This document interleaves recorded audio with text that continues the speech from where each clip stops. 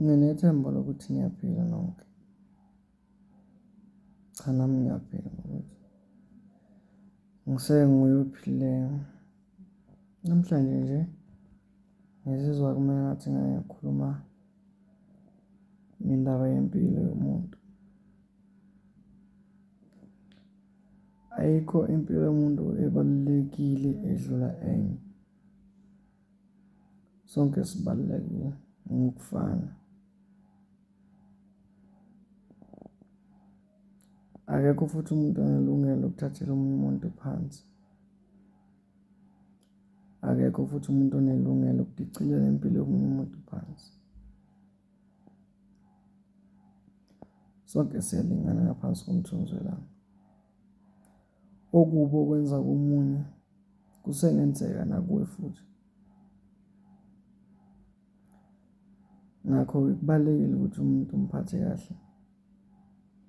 Noma kungathiwa uyisibozi esinjani esiphuza utshwala ngandlelani.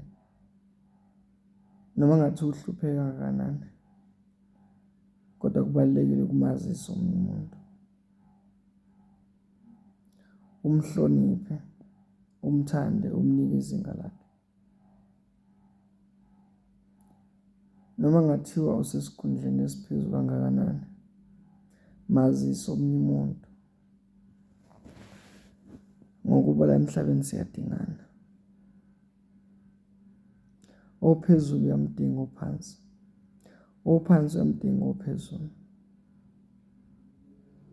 Sila nje sikhona khona. Sinabazali abangafundile. Abazali bethu bahluphekile ukuze bagcine impilo zethu zithuthuke zingafani nezabo.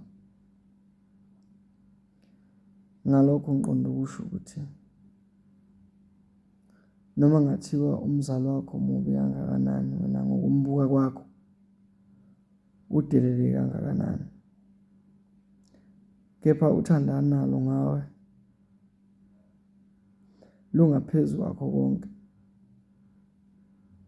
Lubonisa ukubaluleka kwempilo, nokubaluleka kokuhloniphana, nokubaluleka kothando.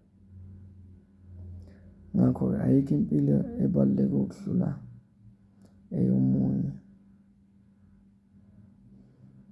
Asithandaneni bakwethu, sazisaneni, sisizaneni konke esingasizana kukho. Akukho okudlula ubumbano. Ngiyabonga.